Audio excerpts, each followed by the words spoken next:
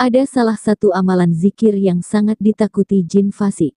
Saking hebatnya amalan zikir ini, bahkan bisa melindungi anggota keluarga sampai 7 turunan. Lantas wirid dan zikir apa itu? Simak ulasan hingga selesai agar mendapatkan manfaat dari setiap kebaikan.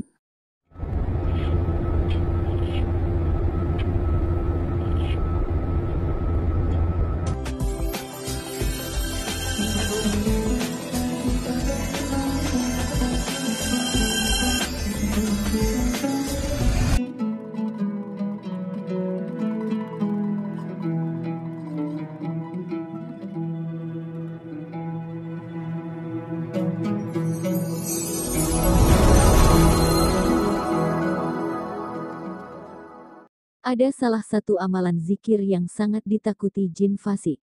Saking hebatnya amalan zikir ini, bahkan bisa melindungi anggota keluarga sampai 7 turunan. Lantas wirid dan zikir apa itu? Simak ulasan hingga selesai agar mendapatkan manfaat dari setiap kebaikan. Gus Samak menceritakan tentang ulama bernama Muhammad bin Wasi. Konon Ibnu Wasi baru saja keluar dari masjid lantas dicegat oleh jin jahat. Dalam perjumpaan itu terjalinlah dialog antara Ibnu Wasi dan jin fasik tersebut. Gus Samak mengisahkan kalau setan menawarkan kepada ulama itu agar tidak menggoda dia sampai keturunannya. Setan berkata, wirid dan zikir yang Anda baca tadi jangan sampai diajarkan ke manusia. Gus Samak mengatakan bahwa sebagai kompensasi setan tak akan menggoda Ibnu Wasi dan 7 keturunannya bila zikir itu tak diajarkan ke semua orang. Kemudian Ibnu Wasi kembali ke dalam masjid lalu berwasiat kepada murid-muridnya. Kamu semua saya ajarkan zikir ini dan ini harus kamu baca. Simak ulasannya sampai selesai. Nah, ini aneh persahabat, jadi ini kan lampunya tidak otomatis, lampu biasa. Tapi ketika saya masuk, tadi sandal saya ini sempat hilang. Ini kan sandalnya 2 nih.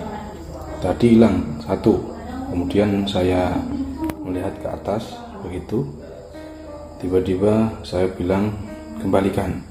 Nah ini jadi 2 lagi. Ternyata saya lihat di depan saya juga sama. Ini coba, ini lampunya tidak otomatis. Nah, ini saklarnya ini kalau dimatikan begini sudah mati. Sekarang kita akan coba tes.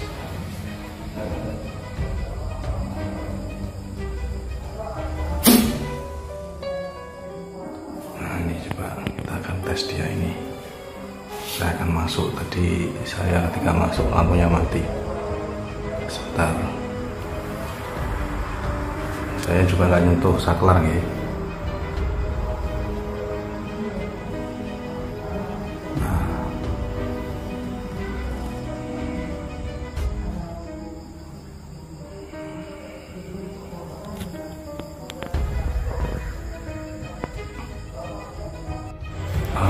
Jadi yang ingin saya sampaikan adalah keganjilan kamar mandi itu bisa dilihat dari pertama lampu yang dia ini sering mati, tapi tidak setiap lampu yang sering mati itu dari gangguan ya.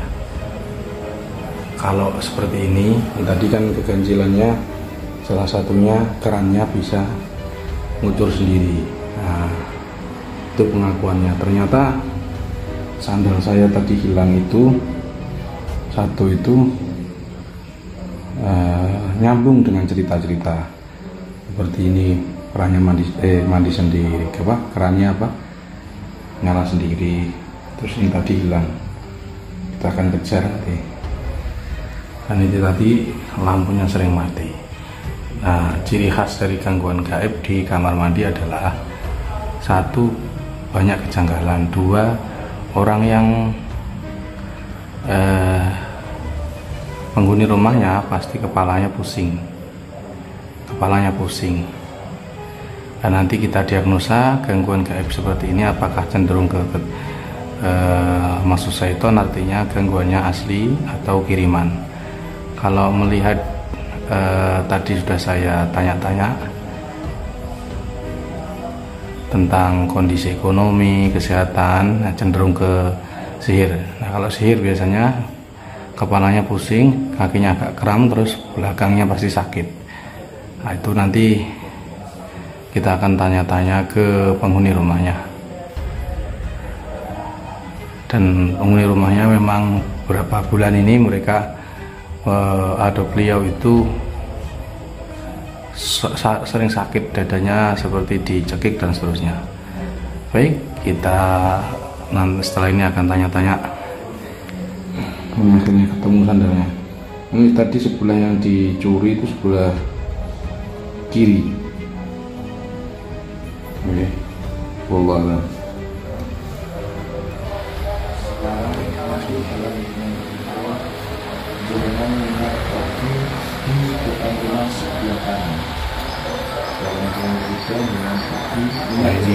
Bismillahirrahmanirrahim.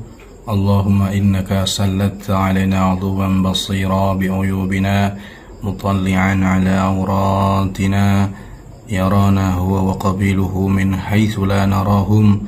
Allahumma fa'ayyizhu minna kama ayyastahu min rahmatik وقنضه منا كما قنضته من عفوك وباعد بيننا وبينه كما بعدت بينه وبين جنتك إنك على كل شيء قدير. Nah, ini kalian baca supaya insyaallah dari kalangan bangsa jin yang jahat, yang berusaha untuk mengganggu kita, baik itu karena masuk setan, ketempelan atau sihir atau ain, insyaallah Allah akan memberi perlindungan kepada kita dengan doa, berkah doa ini, insyaallah.